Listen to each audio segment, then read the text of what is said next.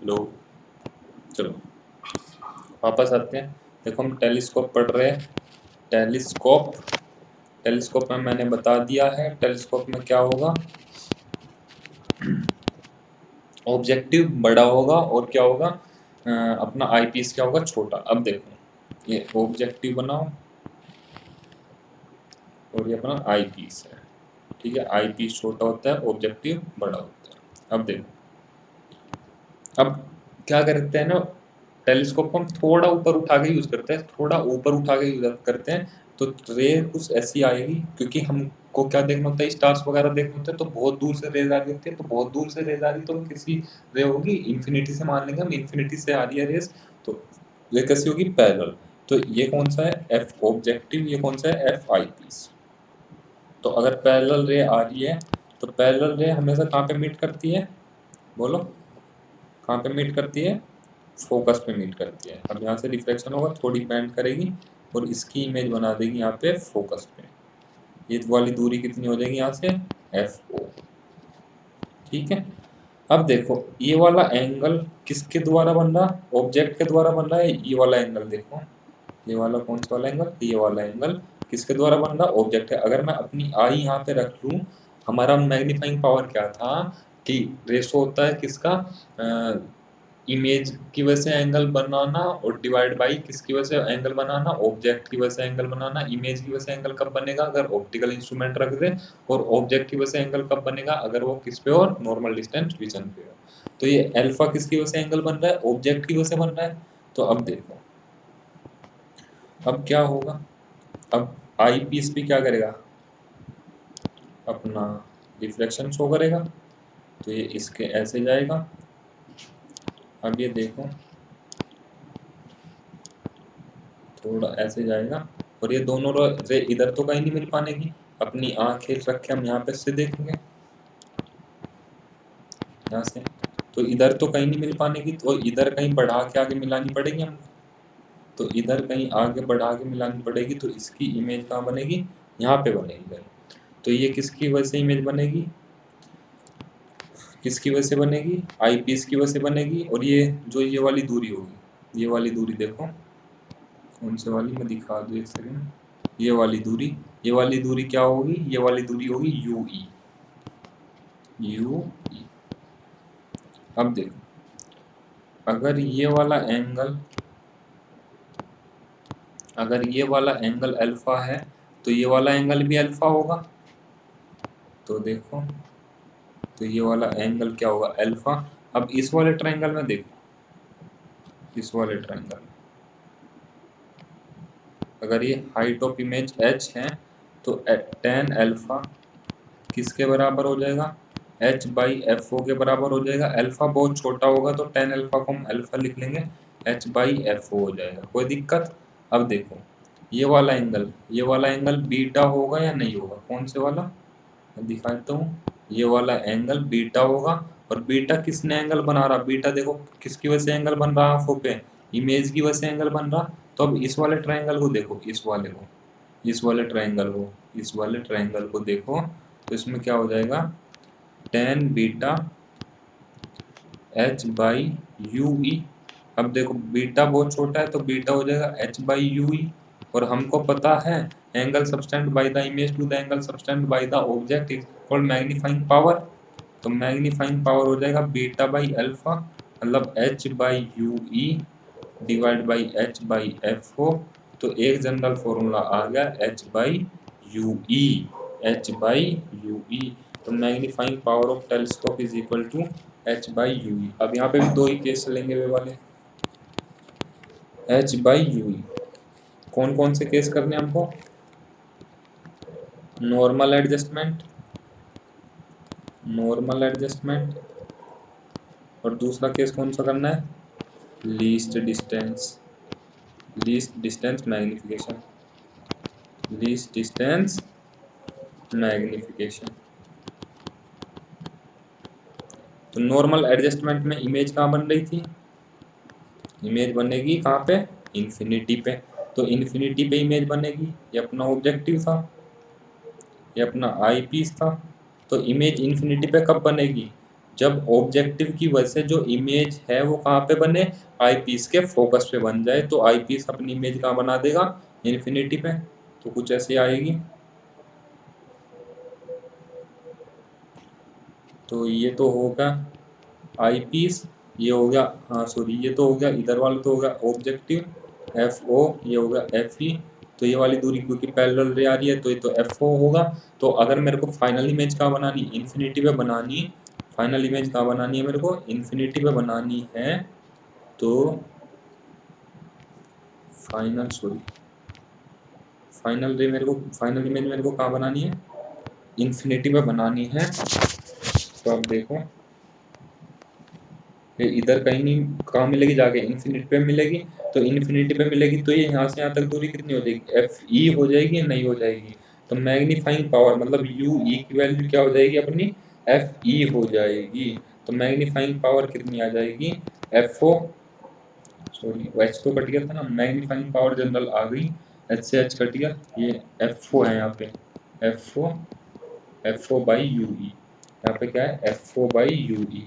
तो जन magnifying power कितनी आ जाएगी, F O by F E, क्योंकि यू ई को हमने क्या रख दिया, एफ ई रख दिया। अब इस केस में देखो लेंथ ऑफ द टेलीस्कोप कितनी होगी, ऑब्जेक्टिव और आई पीस के बीच की दूरी, ऑब्जेक्टिव और आई पीस की दूरी को हम क्या बोलेंगे, लेंथ ऑफ द टेलीस्कोप। तो इस केस में लेंथ कितनी आ जाएगी, F O plus F E, length of the telescope कितनी आ जाएगी, F O plus F E. यहाँ तक कोई दिक्कत। अब लीस्ट डिस्टेंस विजन में क्या था कि इमेज कहाँ बनेगी, डी पे बनेगी, नॉर्म डिस्टेंस विजन पे बनेगी। अब देखो मतलब 25 सेंटीमीटर में, ये अपना ऑब्जेक्टिव है, ये अपना आई पीस। अब रे तो कहीं पैरेलल ही आएगी,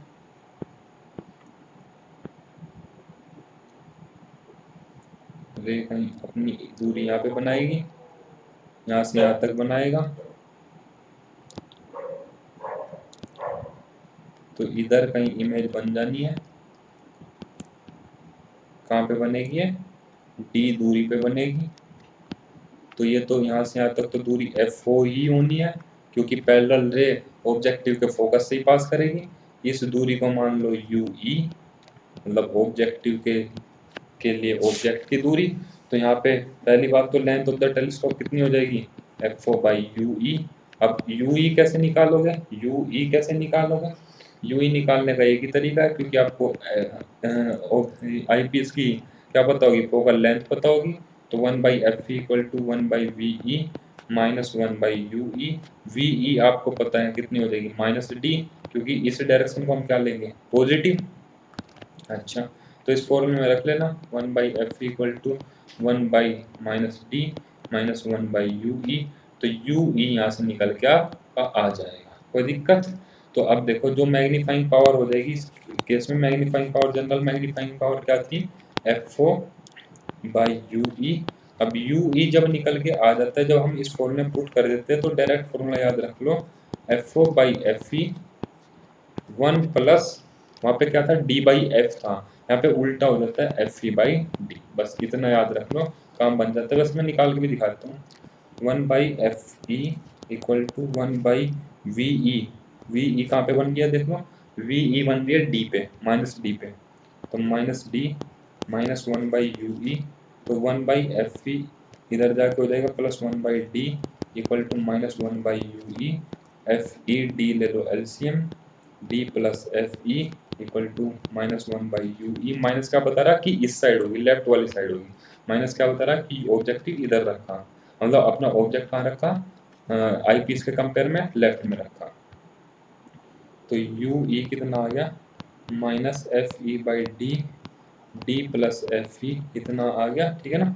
अब इसमें रखो जनरल फॉर्मूला में मैग्नीफाइंग पावर कितना था, F O by V U E, F O by U E कितना आ गया मेरा यहाँ पे, एफ ई डी और डी प्लस एफ ई, ठीक है। इसको सोल्व करोगे तो मैग्नीफाइंग पावर ये निकल के आ जाएगी, F O by F E 1 plus F E by D. इसको जनरल याद रखो। तो यही फॉर्मूले बने। मैं फॉर्मूला दोबारा क्या कर देता हूँ, समराइज कर देता हूँ। देखो माइक्रोस्कोप के कितने फॉर्मूले बने, माइक्रोस्कोप के, एक तो नॉर्मल एडजस्टमेंट, एक least distance adjustment, least distance adjustment. Normal adjustment में फॉर्मूला सिंपल माइक्रोस्कोप है, अगर ये सिंपल माइक्रोस्कोप है तो लगाना है आपको, क्या लगाना, सिर्फ डी बाई एफ, मैं दूसरे कलर से देता हूँ, डी बाई एफ, इसमें ऑब्जेक्टिव भी आ जाता है तो V O U O 1 plus D by F क्या कर लो, इंक्लूड कर लो, और कुछ नहीं करना। दूसरा compound microscope, compound microscope, compound microscope में normal adjustment, least distance adjustment. Normal adjustment में क्या होगा, नॉर्मल एडजस्टमेंट में कंपाउंड माइक्रोस्कोप है तो क्या हो जाएगा, वी ओ, सॉरी इसमें वी ओ कहाँ आ जाएगा, इसमें आ जाएगा 1 प्लस डी बाई एफ, इसमें क्या आ जाएगा 1 प्लस डी बाई एफ, क्योंकि इसमें ऑब्जेक्टिव तो होता नहीं, लेकिन कंपाउंड माइक्रोस्कोप में क्या होता है, ऑब्जेक्टिव होता है, तो यहाँ पे ऑब्जेक्टिव का भी क्या आ जाएगा, magnification V O by U O, और वो तो दूसरा वाला तो मैग्नीफाइंग ग्लास की तरह एक्ट करेगा, तो उसका तो डायरेक्ट लिख दो D by F. Least distance vision में ऑब्जेक्टिव का भी लगा दो, V O U O 1 plus D by F, ठीक है। ये हो गए कंपाउंड के। अब इसमें जो लेंथ ऑफ द माइक्रोस्कोप आती थी, लेंथ ऑफ द माइक्रोस्कोप वो आती थी L equal to F O plus F E, ये आती थी। इसमें लेंथ ऑफ द माइक्रोस्कोप कितनी आती थी, V O plus U E, V और यू ई आपको लेंस फॉर्मूला से निकालने पड़ेंगे अलग अलग, ठीक है ना। अच्छा, तीसरा अपना केस आ गया टेलीस्कोप का। टेलीस्कोप, टेलीस्कोप में क्या था, normal adjustment, least distance adjustment. Normal adjustment का फॉर्मूला क्या आ गया, मैग्नीफाइंग पावर का F O by F E, और लीस्ट डिस्टेंस मैग्निफिकेशन का पावर क्या आ गया, F O by F E 1 plus D by F E. अब एक क्वेश्चन आता है, मैं माइक्रोस्कोप का इधर लिख देता हूँ और टेलीस्कोप का इधर लिख देता हूँ, टेलीस्कोप का इधर लिख, तो डायरेक्ट याद रख लेना, ये क्या करता है, on interchange lens, on interchange lens, lens को क्या कर देगा, इंटरचेंज, आईपीस को ऑब्जेक्टिव बना देगा, ऑब्जेक्टिव को आईपीस बना देगा। तो यहाँ पे ऑब्जेक्टिव आईपीस में ज़्यादा अपर्चर का डिफरेंस नहीं होता, होता है लेकिन ज़्यादा नहीं होता, इसलिए मैग्निफिकेशन क्या रह जाता है, सेम रह जाता है approx, magnification remains same, magnification क्या रहता है, सेम।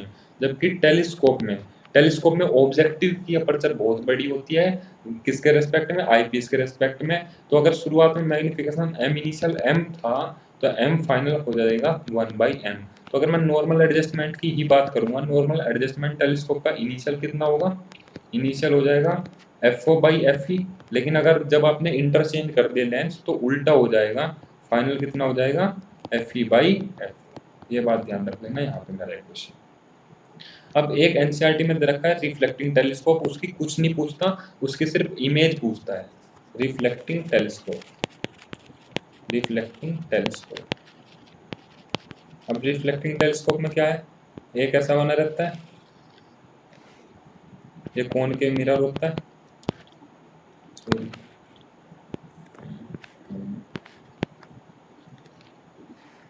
इधर यहाँ पे कोन के मिरर होता है। अब रिफ्लेक्टिंग टेलीस्कोप है तो बहुत दूर से लाइट आएगी, टेलीस्कोप मतलब हम किसी को स्टार्स वगैरह को देखने के लिए यूज करेंगे, तो टेलीस्कोप पर कैसी लाइट आएगी, पैरेलल रेज आएगी। अब पैरेलल रेज आएगी, किसी भी कोन के मिरर पे पैरेलल रेज पड़ेगी तो उसके फोकस पे क्या हो जाएगी, कन्वर्ज हो जाएगी, फोकस पे क्या हो जाएगी, कन्वर्ज। तो इस फोकस से पहले यहाँ पे हम लगा देते हैं प्लेन मिरर, क्या लगा देते हैं, प्लेन मिरर। तो इस ये प्लेन मिरर क्या कर देता है, इस लाइट रे को रिफ्लेक्ट कर देगा, ऐसे ऐसे रिफ्लेक्ट कर देगा।